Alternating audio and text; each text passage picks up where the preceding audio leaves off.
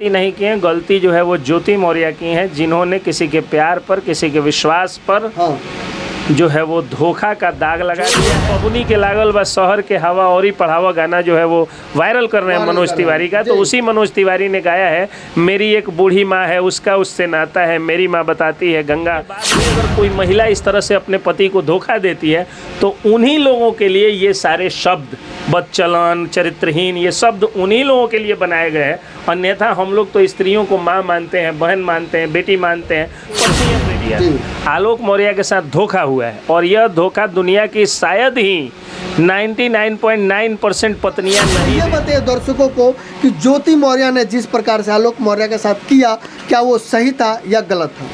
देखिए, धोखाधड़ी चाहे पति करे, पत्नी करे, लड़का करे, लड़की करे, एसडीएम करे, चपरासी करे, पढ़ा लिखा व्यक्ति करे या अनपढ़ व्यक्ति करे जी, धोखा देना, किसी को गफलत करना, किसी के विश्वास को ख़त्म कर देना, पूरे समाज को विश्वास को ख़त्म कर देना।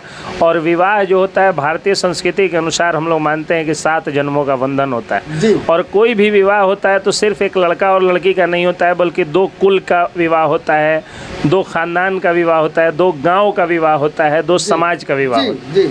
मतलब ये विवाह एक ऐसा संगठन है, समाज एक ऐसा संगठन है जिसमें प्रत्येक लोग इसके सदस्य होते हैं। और विवाह एक ऐसी औपचारिकता है, एक ऐसा पवित्र गठबंधन होता है जिसमें सभी लोग बंध जाते हैं। तो सबके विश्वास को अगर कोई तोड़ दे तो निश्चित रूप से और निसंदेह आप यह बात कह सकते हैं कि वह व्यक्ति धोखेबाज है और उस व्यक्ति की कतई प्रशंसा नहीं की जा सकती। लेकिन जिनके बारे में आप कह रहे हैं वो तो एसडीएम साहिबा हैं। तो एसडीएम साहिबा हैं तो उनको लाइसेंस है धोखा देने का जी। किसी की इस देश में, अपने बिहार में मुखिया पति, सरपंच पति का कल्चर बना हुआ है। कभी कभी विधायक पति भी रहता, कभी कभी जो है प्रमुख पति जी, जिला पार्षद पति, सबका जो है वो कल्चर रहा है। तो कितने सारे पति हैं, तो एसडीएम पति क्यों नहीं? वही मैं बता रहा हूँ, कितने सारे ऐसे पति हैं बिहार में या पूरे भारत में जिनकी पत्नियां होम मेकर थी, हाउसवाइफ थी, अंगूठा छाप थी और उन लोगों ने उनको अपने बल पर, अपनी मेहनत के बल पर अपनी पत्नियों को या कुछ कागजी मजबूरियों के कारण अपनी पत्नियों को उस पद तक पहुंचाया। प्यार अगर कोई पति करता है अपनी पत्नी से तो प्यार और ये जो है वो विश्वास के कारण ही इस बिहार में एक MA LLB या BA LLB शख्स जो है एक 5वीं पास अंगूठा छाप को जो है CM बना देता है। देखिए कितना प्यार है। मतलब बिहार डूब जाए लेकिन वो व्यक्ति अपने अंगूठा छाप पत्नी को जो है कोई आदमी CM बना सकता है। तो कहने का मतलब है कि ये विश्वास तो राबड़ी देवी तो नहीं तोड़ी जी, कितना घोट सीएम बनने के बाद में लालू जी को नहीं छोड़ी। इसके कारण कुछ लोग औरत को बदनाम कर देते हैं। अभी देखिए गाना, आलोक मौर्य के साथ ऐसा क्यों? आलोक मौर्य ने ऐसा क्या गलती किया था? वही मैं बता रहा हूँ। अभी देखिए लोगों की जो है, आलोक मौर्य ने कोई गलती नहीं किया, आलोक मौर्य के साथ धोखा हुआ है और यह धोखा दुनिया की शायद ही 99.9% पत्नियां नहीं देती हैं, वो 0.1% में है। लेकिन दुर्भाग्य ये है, आलोक मौर्य क्यों ऐसा गलती कर दिया? क्या वो गलती तो नहीं किया कि प्यार करके गलती कर दिया, भरोसा करके गलती कर दिया, उनको पढ़ा के गलती कर दिया? वो गलती नहीं की है, गलती जो है वो ज्योति मौर्य की है, जिन्होंने किसी के प्यार पर, किसी के विश्वास पर जो है वो धोखा का दाग लगा दिया है। और जो लोग ये समझ रहे हैं, कि ये धोखा दे देती हैं पत्नियां, इसलिए हम लोग जो है वो अपने पत्नियों को नहीं पढ़ाएं, ये औरत विरोधी मानसिकता। ऐसा हो गया है कि लगभग बहुत सारे ऐसे हस्बैंड है जो अपने पत्नियों को वापस बुला लिया कि अब आपको पढ़ने की जरूरत नहीं है। सब व्हाट्सएप में चुटकुला आ रहा है, कोई डाटा नहीं है, कोई आंकड़ा नहीं है। ये लोग, यही तो सबसे बड़ी दिक्कत है ना कि अभी के समय में सच्ची पत्रकारिता कोई कर रहा है तो डिजिटल मीडिया का पत्रकार कर रहा है। सैटेलाइट चैनल पर तो उर्फी जावेद का जो है वो बॉडी और सेक्सी जो है वो फिगर दिखाने से उन लोगों को फुर्सत नहीं मिल रही। मुद्दे से मैं नहीं भटक रहा हूँ, मैं वही कह रहा हूँ। तो डिजिटल मीडिया के जिम्मेदार पत्रकारों ने तो कहीं नहीं दिखाया कि कितना हजार कितना 100 जो है वो पतियों ने अपने पत्नियों को बुला लिया। जगह पे नहीं बात किया जाएगा कि आपने अपनी पत्नी को क्यों छोड़ दिया या क्यों बुला लिया। ये व्हाट्सएप का चुटकुला है बस, इससे ज्यादा कुछ नहीं। लेकिन कहीं ना कहीं उन पत्नियों पे जो है प्रॉब्लम आ गया या गाज जरूर गिरा है जो कुछ बनना चाहती है। गलत चीज है।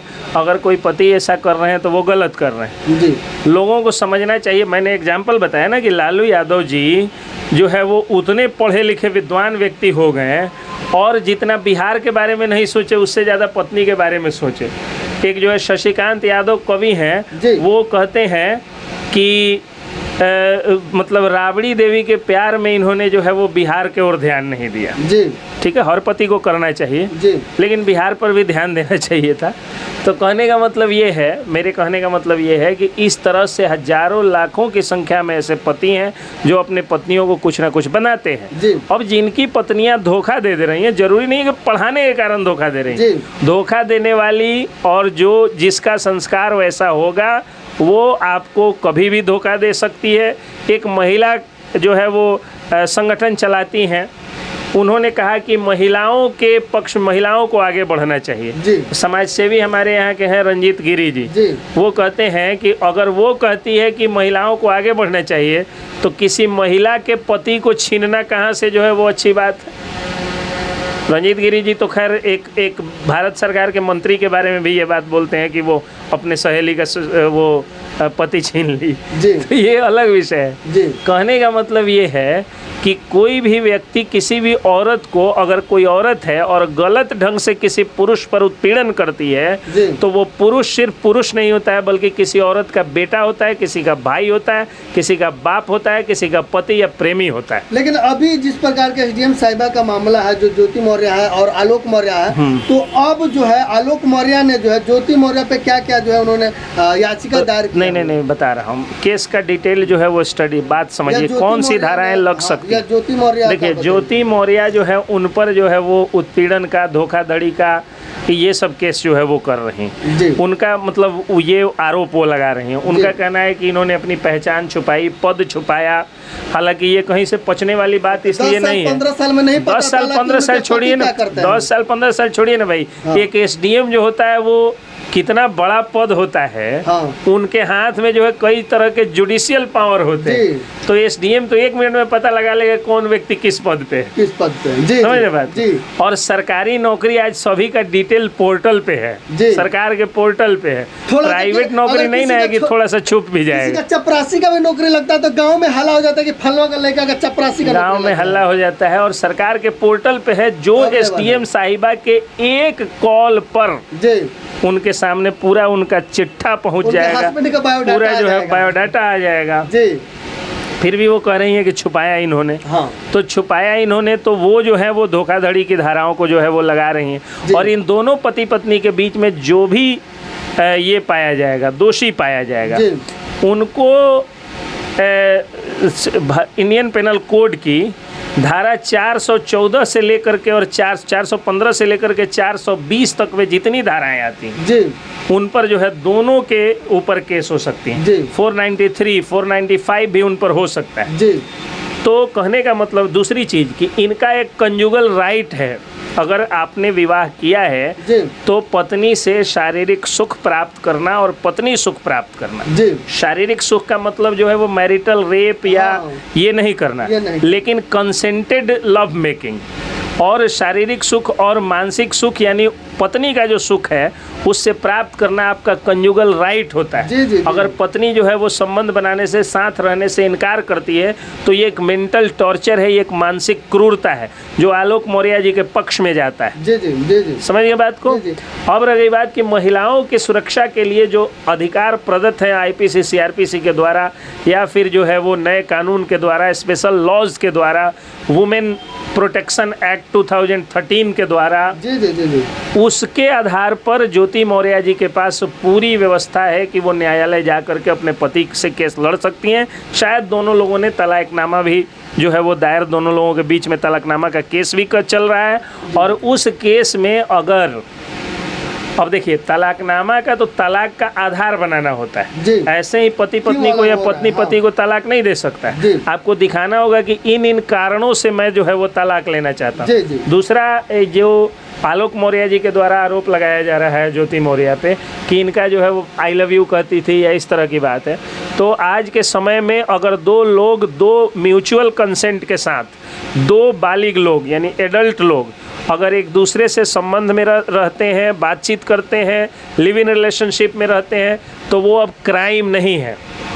जान लीजिए सुप्रीम कोर्ट के वर्डिक्ट शादी के बाद भी कई परिस्थितियों में दो लोग अगर साथ में जो है वो ये कंसेंट के साथ अगर लव मेकिंग मतलब वो रिलेशन में रहते हैं तो ये क्राइम अब नहीं रहा।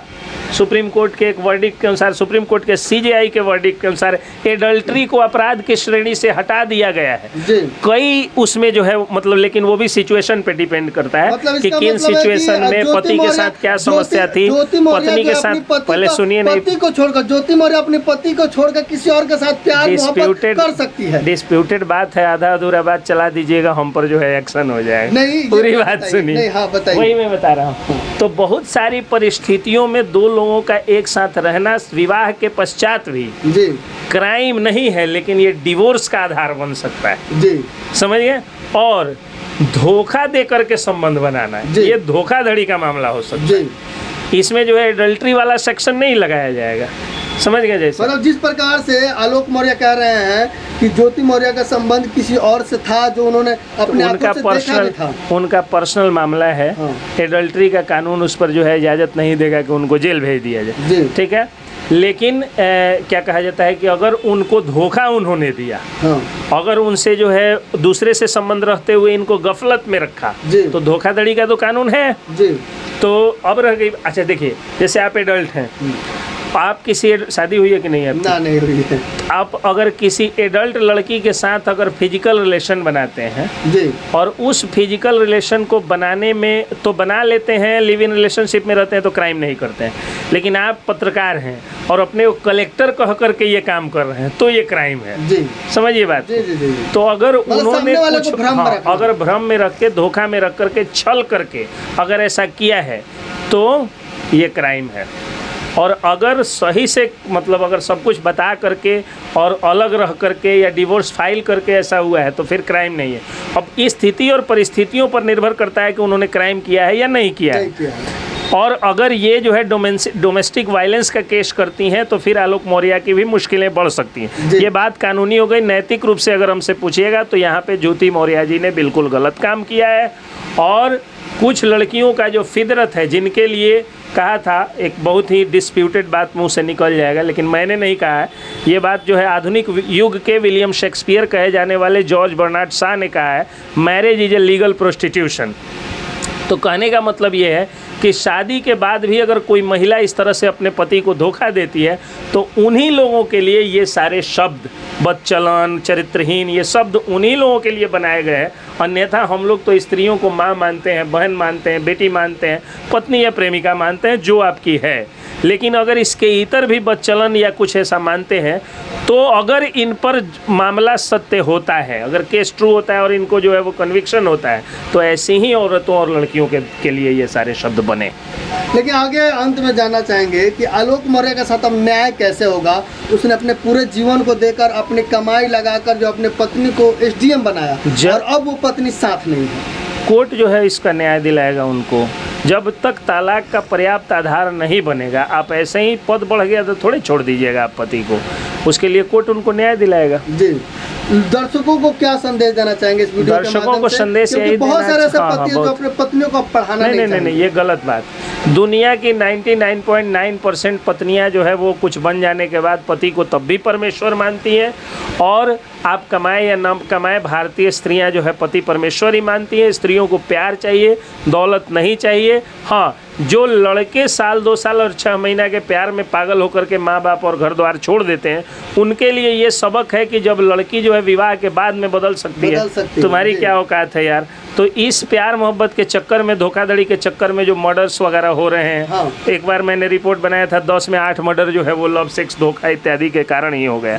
तो उन लड़कों को पढ़ाई के प्रति कंसंट्रेटेड होने की ज़रूरत है और ज़्यादा से ज़्यादा बड़ा पद पा करके और तब जो है उस लायक बनने की ज़रूरत है कि आपके पास जो है हज़ारों प्रपोजल हैं। जो सलमान खान ने फिल्म में कहा था कि आप लड़की के पीछे भागोगे, लड़की पैसा लेके भागेगी, या पैसा के पीछे भागोगे, लड़की आपके पीछे पीछे भागेगी। वांटेड फिल्म का डायलॉग।